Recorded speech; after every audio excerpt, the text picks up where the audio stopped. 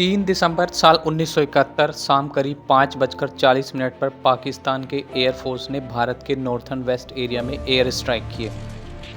उस समय पाकिस्तान के 50 से ज़्यादा फाइटर प्लेन इंडियन एयरबेसेस पर हमला कर रहे थे और उसे ऑपरेशन चंगेज़ खान नाम दिया गया था। वेलकम बैक फ्रेंड्स, आज की इस वीडियो में हम चर्चा करने वाले हैं 1971 के भारत पाकिस्तान के वॉर के बारे में। पाकिस्तान ने भारत पर 4 बार अटैक किया। सबसे पहले आज़ादी के बाद 1947 में कश्मीर को लेकर पाकिस्तान ने भारत पर पहली बार अटैक किया था। उसके बाद 1971 का लिबरेशन वॉर और 1999 की कारगिल वॉर भी शामिल है। लेकिन यहाँ पर जानने लायक बात यह है कि भारत ने कभी भी अपनी तरफ से युद्ध के लिए पहल नहीं की। भारत और पाकिस्तान के बीच लड़े गए युद्धों में 1971 के युद्ध को सबसे बड़ा युद्ध माना जाता है। इस युद्ध में जहां पाकिस्तान के साथ अमेरिका जैसे ताकतवर देश थे, वहीं भारत के साथ रूस जैसा देश खड़ा हुआ था। सेकेंड वर्ल्ड वॉर के बाद शायद ही ऐसा कोई युद्ध हुआ हो जिसमें 1 लाख के करीब सैनिकों ने किसी देश के सामने सरेंडर किया हो। लेकिन जानने लायक बात यह है कि ये युद्ध क्यों हुआ और इस युद्ध के नतीजे क्या हुए और कैसे भारत ने उस समय पाकिस्तान का साथ दे रहे अमेरिका और ब्रिटेन जैसी महाशक्तियों को मुंह तोड़ जवाब दिया था और कैसे पाकिस्तान को अपने 93,000 सैनिकों के साथ भारत के सामने सरेंडर करना पड़ा था। 1971 के वॉर को समझने से पहले हमें भारत और पाकिस्तान के बारे में समझना जरूरी है। सन 1947 में जब भारत को आज़ादी मिली तो भारत 2 हिस्सों में बंट गया, क्योंकि मोहम्मद अली जिन्ना की मांग पर मुस्लिम मेजॉरिटी वाले हिस्से को अलग देश बनाने की मांग उठने लगी थी। इसलिए 14 अगस्त 1947 को भारत के ही एक हिस्से को अलग देश बना दिया गया, जिसे पाकिस्तान नाम दिया गया। पाकिस्तान को पहचान मिलने के बाद ये देखा गया कि वेस्टर्न पाकिस्तान में जो हिस्सा शामिल था वो आज के पाकिस्तान का हिस्सा है और ईस्टर्न पाकिस्तान में जो हिस्सा शामिल था वो आज का बांग्लादेश है। उस वक्त से ही पाकिस्तान की राजनीति में वेस्ट पाकिस्तान ज़्यादा भूमिका निभाता था और ईस्ट पाकिस्तान के लोगों को इतनी अहमियत नहीं दी जाती थी। साल 1970 में जब पाकिस्तान में लोकसभा चुनाव हुए तो उस समय ईस्ट पाकिस्तान से शेख मुजीबुर्रहमान रहमान इलेक्शन जीत गए थे, लेकिन पश्चिमी पाकिस्तान के लोगों ने उन्हें प्रधानमंत्री बनने का मौका ही नहीं दिया था। फिर यहीं से शुरू होती है बांग्लादेश के आज़ाद होने की लड़ाई। लेकिन हम इससे पहले ईस्ट पाकिस्तान और वेस्ट पाकिस्तान के बारे में और चर्चा करें, हम ये भी जानते हैं कि उस समय भारत में परिस्थिति कैसी थी। भारत में उस वक्त इंदिरा गांधी देश को संभाल रही थी और साथ ही इससे पहले पाकिस्तान के साथ 2 युद्ध भी हो चुके थे और चीन के साथ भी भारत एक युद्ध लड़ चुका था।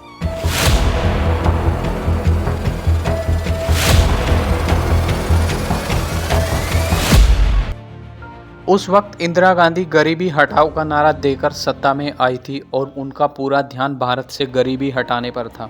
लेकिन यहाँ पर एक बड़ी समस्या ये थी कि भारत ईस्ट पाकिस्तान और वेस्ट पाकिस्तान के बीच में था। जब शेख मुजीबुर्रहमान रहमान को प्रधानमंत्री नहीं बनने दिया गया, तभी से पूर्वी पाकिस्तान में एक अलग देश बांग्लादेश बनाने की मांग उठने लगी थी।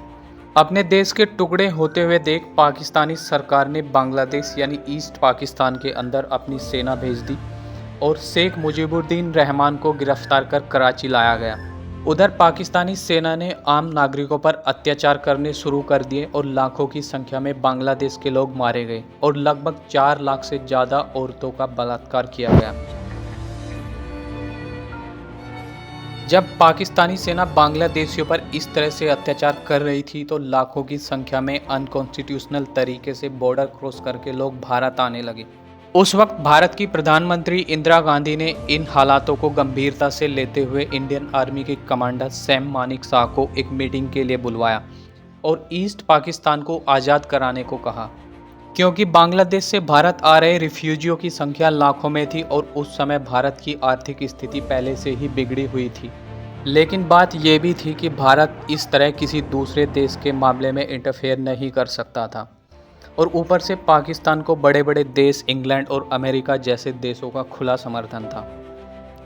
ऐसे में भारत के पास किसी भी बड़े देश का समर्थन नहीं था। लेकिन युद्ध से ठीक पहले भारत एंड सोवियत संघ ने एक treaty of friendship and cooperation sign की थी लेकिन सोवियत यूनियन ने ये साफ नहीं किया था कि वो युद्ध में भारत का साथ देगा। भारत को रूस का समर्थन मिलने के बाद ये बात साफ हो चुकी थी कि अगर फ्यूचर में पाकिस्तान का समर्थन अमेरिका, ब्रिटेन और चाइना जैसे देश करते हैं तो रूस उनको वीटो कर देगा, जिसकी वजह से यूनाइटेड नेशन भारत को कुछ खास नुकसान नहीं पहुंचा पाएगा, क्योंकि रसिया यूनाइटेड नेशन के 5 परमानेंट मेंबर में शामिल हो चुका था और रसिया के पास वीटो पावर भी मौजूद थी। साल 1971 के युद्ध से पहले भारत के आसाम, मणिपुर, पश्चिम बंगाल के इलाकों में रिफ्यूजी कैंप लगाए गए थे, जिसमें ईस्ट पाकिस्तान से आकर लाखों की संख्या में रिफ्यूजी बस चुके थे। युद्ध शुरू होने से पहले इंडियन आर्मी के चीफ कमांडर सैम मानेकशॉ ने रिफ्यूजी कैंप में रह रहे लोगों को ट्रेनिंग देने को कहा। नवंबर 1971 में पाकिस्तान की सड़कों पर हजारों की संख्या में लोग उतर आए थे और उनकी मांग थी कि पाकिस्तान सरकार भारत पर अटैक कर दे, क्योंकि उस समय पाकिस्तान की जनता और पाकिस्तानी सरकार को लगता था कि उनके पास भारत से ज़्यादा पावरफुल आर्मी और वेपन्स हैं, जिसके परिणाम स्वरूप 3 दिसंबर साल 1971 को शाम करीब 5:40 पर पाकिस्तानी एयरफोर्स ने भारत के नॉर्थर्न वेस्ट एरिया में एयर स्ट्राइक किए। पाकिस्तान के हमले के बाद प्रधानमंत्री इंदिरा गांधी ने शाम को रेडियो पर यह घोषणा की कि पाकिस्तानी हमले के बाद भारत अब पूरी ताकत के साथ इसका जवाब देगा। जय हिंद। आपसे मैं एक खतरे के समय बोल रही हूँ।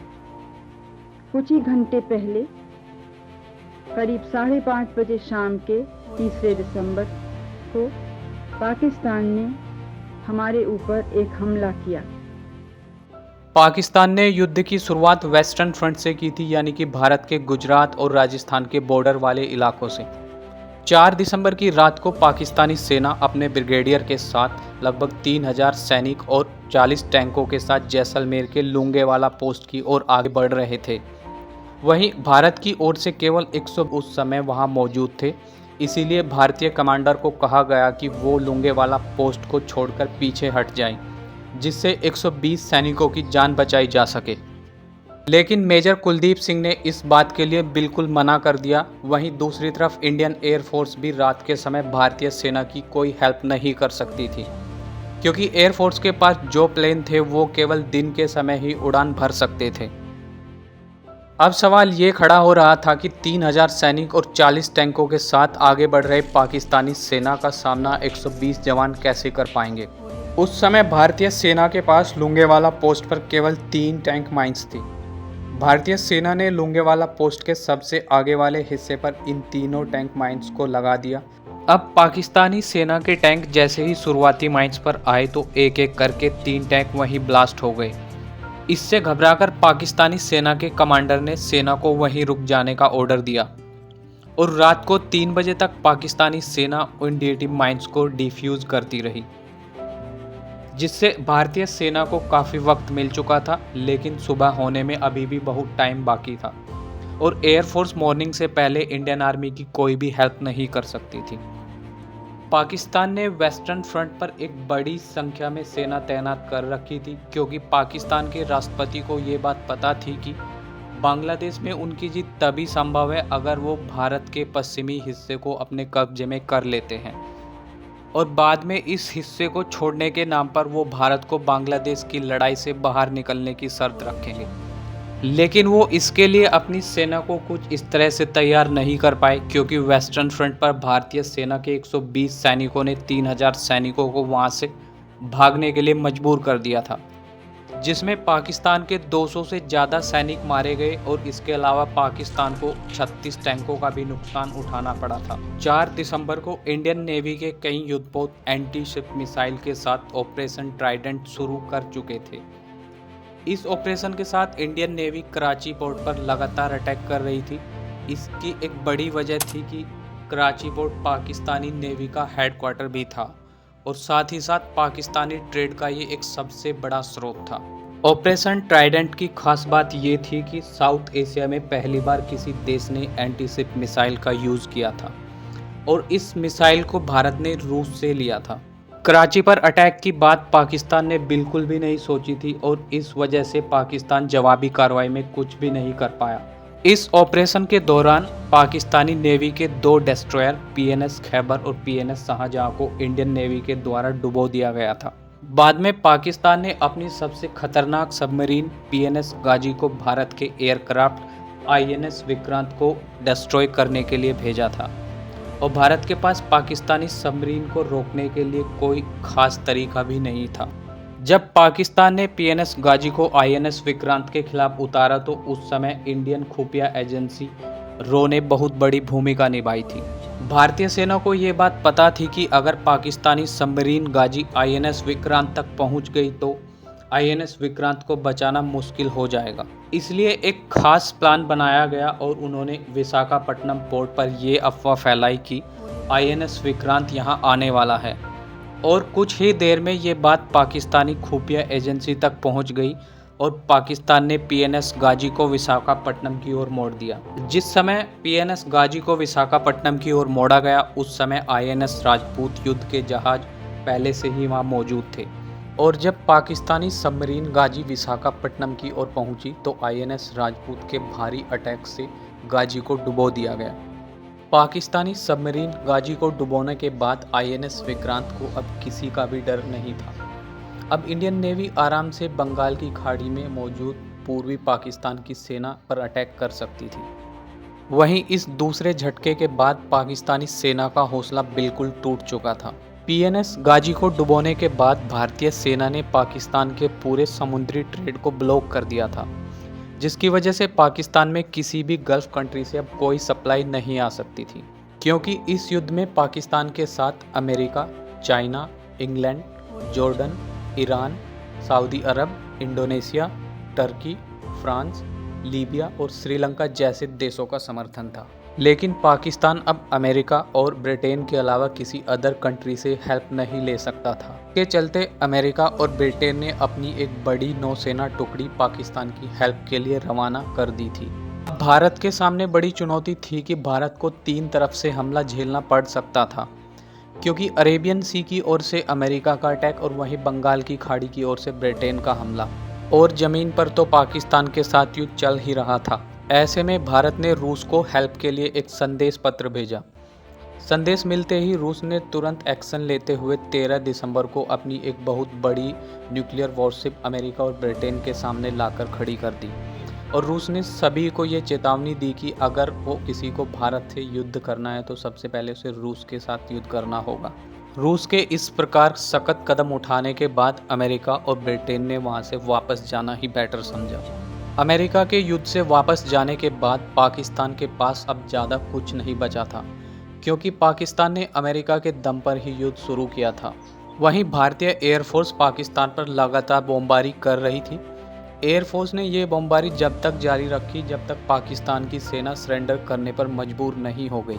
भारतीय सेना अब पूर्वी पाकिस्तान के अंदर घुस चुकी थी। ऐसे में पूर्वी पाकिस्तान में मौजूद पाकिस्तानी सेना के पास सप्लाई पहुंचाने का कोई भी रास्ता नहीं बचा था, क्योंकि इंडियन नेवी ने कराची पोर्ट पर भी कब्जा कर लिया था। पाकिस्तानी सेना के पास अब पीछे हटने के अलावा कोई रास्ता नहीं बचा था। लाखों की संख्या में पाकिस्तानी सैनिक भारतीय सेना के द्वारा घेरे जा चुके थे। उस समय भारत ने पाकिस्तान को नॉन कंडीशनल सरेंडर करने की बात कही। नॉन कंडीशनल सरेंडर में हारने वाला देश बिना किसी शर्त के युद्ध को रोकने के लिए सरेंडर करता है, जिससे ये साबित होता है कि सामने वाला देश अब किसी भी तरीके से युद्ध को नहीं जीत सकता। 16 दिसंबर 1971 को भारत के लेफ्टिनेंट जनरल जगजीत सिंह अरोड़ा ने पाकिस्तानी आर्मी के लेफ्टिनेंट जनरल AK नियाजी को इंस्ट्रूमेंट ऑफ सरेंडर साइन करने की बात कही। पहले तो नियाजी ने इस पर साइन करने से मना कर दिया, लेकिन जब जगजीत सिंह ने उन्हें बताया कि कैसे भारतीय सेना ने 1 लाख से भी ज़्यादा पाकिस्तानी सैनिकों को बंदी बना रखा है, अगर पाकिस्तानी लेफ्टिनेंट सरेंडर करने के लिए तैयार नहीं होते हैं तो 1 लाख सैनिकों के साथ उनको अपनी जान गंवानी पड़ेगी। ये सुनकर नियाजी ने सरेंडर करने के लिए हाँ कर दी और इसी के साथ भारत पाकिस्तान युद्ध खत्म हो गया। भारत अब युद्ध जीत चुका था और एक नए राष्ट्र बांग्लादेश का निर्माण हो चुका था। 2 जुलाई 1972 को भारत और पाकिस्तान के बीच एक मीटिंग हुई और ये मीटिंग भारत के शिमला शहर में रखी गई। वहाँ पर दोनों देशों ने एक एग्रीमेंट साइन किया, जिसे शिमला एग्रीमेंट के नाम से जाना जाता है। इस एग्रीमेंट के तहत पाकिस्तानी प्रधानमंत्री जुल्फिकार अली भुट्टो ने बांग्लादेश को एक आज़ाद देश माना और बदले में भारत ने पाकिस्तान के 93,000 सैनिकों को वापस देने का वादा किया और साथ ही साथ भारत ने 13,000 स्क्वायर किलोमीटर के उस इलाके को भी वापस दे दिया जिस पर युद्ध के दौरान भारत ने कब्जा किया था।